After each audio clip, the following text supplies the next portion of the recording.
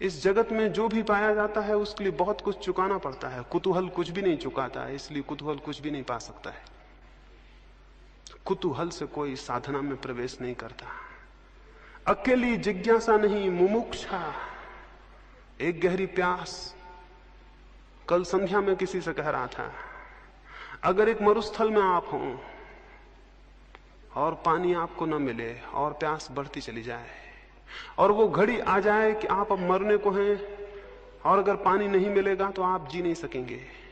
अगर कोई उस वक्त आपको कहे कि हम ये पानी देते हैं लेकिन पानी देके हम जान ले लेंगे आपकी, यानी जान के मूल्य पर हम पानी देते हैं, आप उसको भी लेने को राजी हो जाएंगे, क्योंकि मरना तो है।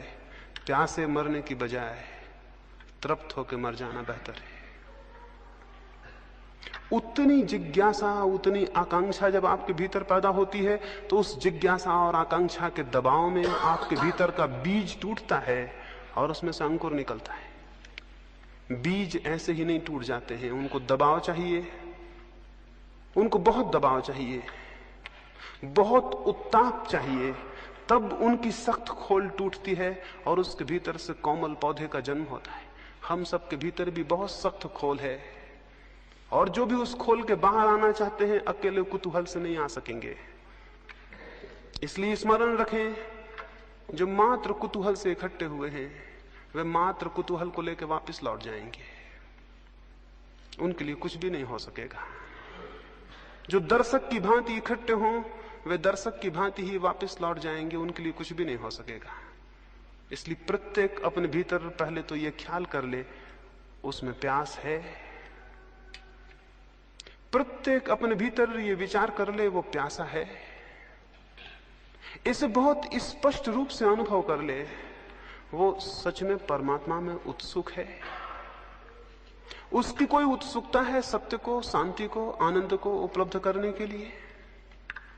अगर नहीं है तो वो समझे कि वो जो भी करेगा उस करने में कोई प्राण नहीं हो सकते, वो निष्प्राण होगा। और तब फिर उस निष्प्राण चेष्टा का अगर कोई फल ना हो तो साधना जिम्मेवार नहीं होगी, आप स्वयं जिम्मेवार होंगे। इसलिए पहली बात अपने भीतर अपनी प्यास को खोजना और उसे स्पष्ट कर लेना है। आप सच में कुछ पाना चाहते हैं,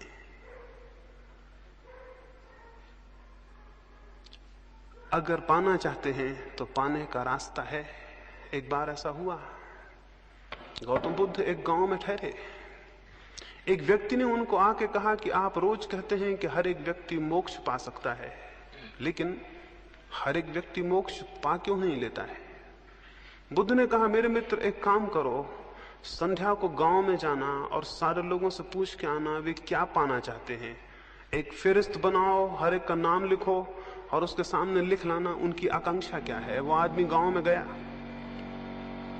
उसने जाके पूछा, उसने एक एक आदमी को पूछा, थोड़े से लोग थे उस गांव में, उन सब ने उत्तर दिए। वो सांझ को वापस लौटा, उसने बुद्ध को आके वो फेरिस्त दी। बुद्ध ने कहा, इसमें कितने लोग मोक्ष के आकांक्षी हैं? वो बहुत हैरान हुआ, उसमें एक भी आदमी ने अपनी आकांक्षा में मोक्ष नहीं लिखाया था। बुद्ध ने कहा, हर एक आदमी पा सकता है ये मैं कहता हूं, लेकिन हर एक आदमी पाना चाहता है ये मैं नहीं कहता। हर एक आदमी पा सकता है ये बहुत अलग बात है, और हर एक आदमी पाना चाहता है ये बहुत अलग बात है। अगर आप पाना चाहते हैं तो ये आश्वासन माने, अगर आप सच में पाना चाहते हैं तो इस जमीन पर कोई ताकत आपको रोकने में समर्थ नहीं है, और अगर आप नहीं पाना चाहते तो इस जमीन पर कोई ताकत आपको देने में भी समर्थ नहीं है। तो सबसे पहली बात, सबसे पहला सूत्र जो स्मरण रखना है वो ये कि आपके भीतर एक वास्तविक प्यास है। अगर है तो आश्वासन माने कि रास्ता मिल जाएगा, और अगर नहीं है तो कोई रास्ता नहीं है। आपकी प्यास आपके लिए रास्ता बनेगी। दूसरी बात जो मैं प्रारंभिक रूप से यहां कहना चाहूं वो ये है, बहुत बार हम प्यासे भी होते हैं किन्हीं बातों के लिए, लेकिन हम आशा से भरे हुए नहीं होते हैं। हम प्यासे होते हैं लेकिन आशा नहीं होती। हम प्यासे होते हैं लेकिन निराश होते हैं, और जिसका पहला कदम निराशा में उठेगा उसका अंतिम कदम निराशा में समाप्त होगा। इसे भी स्मरण रखें, जिसका पहला कदम निराशा में उठेगा उसका अंतिम कदम भी निराशा में समाप्त होगा। अंतिम कदम अगर सफलता और सार्थकता में जाना है तो पहला कदम बहुत आशा में उठना चाहिए। तो इन 3 दिनों के लिए आपसे कहूंगा, यूं तो पूरे जीवन के लिए कहूंगा, एक बहुत आशा से भरा हुआ दृष्टिकोण। क्या आपको पता है बहुत कुछ इस पर निर्भर करता है आपके चित्त का। क्या आप आशा से भर के किसी काम को कर रहे हैं या निराशा से? अगर आप पहले से निराश हैं तो आप अपने ही हाथ से उस डगाल को काट रहे हैं जिस पर आप बैठे हुए हैं। तो मैं आपको ये कहूं, साधना के संबंध में बहुत आशा से भरा हुआ होना बड़ा महत्वपूर्ण है। आशा से भरे हुए होने का मतलब यह है कि अगर इस जमीन पर किसी भी मनुष्य ने सत्य को कभी पाया है, अगर इस जमीन पर मनुष्य के इतिहास में कभी भी कोई मनुष्य आनंद को और चरम शांति को उपलब्ध हुआ है, तो कोई भी कारण नहीं है कि मैं उपलब्ध क्यों नहीं हो सकूंगा। उन लाखों लोगों की तरफ मत देखें जिनका जीवन अंधकार से भरा हुआ है और जिन्हें कोई आशा और कोई किरण और कोई प्रकाश दिखाई नहीं पड़ता। उन थोड़े से लोगों को इतिहास में देखें जिन्हें सत्य उपलब्ध हुआ है। उन बीजों को मत देखें जो वृक्ष नहीं बन पाए और सड़ गए और नष्ट हो गए। उन थोड़े से बीजों को देखें जिनने विकास को उपलब्ध किया और जो परमात्मा तक पहुंचे। और स्मरण रखें कि उन बीजों को जो संभव हो सका वो प्रत्येक बीज को संभव है। एक मनुष्य को जो संभव हुआ है वो प्रत्येक दूसरे मनुष्य को संभव है। मैं आपको यह कहना चाहता हूं कि बीज रूप से आपकी शक्ति उतनी ही है जितनी बुद्ध की, महावीर की, कृष्ण की या क्राइस्ट की। परमात्मा के जगत में इस अर्थों में कोई अन्याय नहीं है कि वहां कम और ज्यादा संभावनाएं दी गई हों। संभावनाएं सबकी बराबर हैं, लेकिन वास्तविकताएं सबकी बराबर नहीं हैं, क्योंकि हम में से बहुत लोग अपनी संभावनाओं को वास्तविकता में परिणत करने का प्रयास ही कभी नहीं करते। तो एक आधारभूत ख्याल आशा से भरा हुआ होना है। ये विश्वास रखें कि अगर कभी भी किसी को शांति उपलब्ध हुई है, आनंद उपलब्ध हुआ है, तो मुझे भी उपलब्ध हो सकेगा। अपना अपमान ना करें निराश होकर। निराशा स्वयं का सबसे बड़ा अपमान है। उसका अर्थ है कि मैं इस योग्य नहीं हूं कि मैं भी पा सकूंगा। मैं आपको कहूं, इस योग्य आप हैं, निश्चित पा सकेंगे। देखें, निराशा में भी जीवन भर चलकर देखा है, आशा में इन 3 दिन चल के देखें। इतनी आशा से भर के चलें कि होगी घटना, जरूर घटना घटेगी। क्यों? ये हो सकता है आप आशा से भरे हों, लेकिन बाहर की दुनिया में हो सकता है कोई काम आप आशा से भरे हों तो भी ना कर पाएं, लेकिन भीतर की दुनिया में आशा बहुत बड़ा रास्ता है। जब आप आशा से भरते हैं तो आपका कण कण आशा से भर जाता है, आपका रोआ रोआ आशा से भर जाता है, आपकी श्वास श्वास आशा से भर जाती है, आपके विचारों पर आशा का प्रकाश भर जाता है, और आपके प्राण के स्पंदन में, आपकी हृदय की धड़कन में आशा व्याप्त हो जाती है। आपका पूरा व्यक्तित्व जब आशा से भर जाता है तो भूमिका बनती है कि आप कुछ कर सकेंगे। और निराशा का भी व्यक्तित्व होता है, कण कण रो रहा है, उदास है, थका है, डूबा हुआ है, कोई प्राण नहीं है, सब जिससे कि आदमी जिंदा नाम मात्र को हो और मरा हुआ है। ऐसा आदमी किसी प्रयास पर निकलेगा, किसी अभियान पर, तो क्या पा सकेगा? और आत्मिक जीवन का अभियान सबसे बड़ा अभियान है। इससे बड़ी कोई चोटी नहीं है जिसको कोई मनुष्य कभी चढ़ा हो। इससे बड़ी कोई गहराई नहीं है समुद्रों की जिसमें मनुष्य ने कभी डुबकी लगाई हो। स्वयं की गहराई सबसे बड़ी गहराई है और स्वयं की ऊंचाई सबसे बड़ी ऊंचाई है। इस अभियान पर जो निकला हो उसे बड़ी आशाओं से भरा हुआ होना चाहिए। तो मैं आपको कहूंगा, 3 दिन आशा की एक भाव स्थिति को कायम रखें। आज रात ही जब सोएं तो बहुत आशा से भरे हुए सोएं और ये विश्वास लेकर सोएं कि कल सुबह जब आप उठेंगे तो कुछ होगा, कुछ हो सकेगा, कुछ किया जा सकेगा।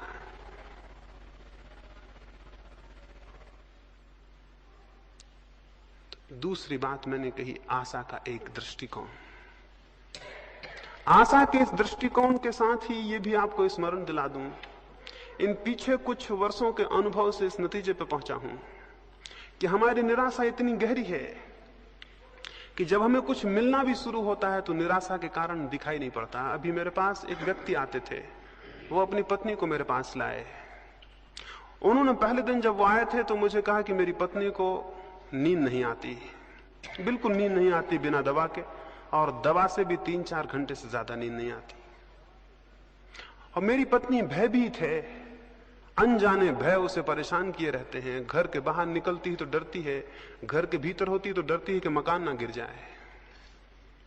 अगर पास में कोई ना हो तो घबराती है कि अकेले में कहीं मृत्यु ना हो जाए, इसलिए पास में कोई होना ही चाहिए।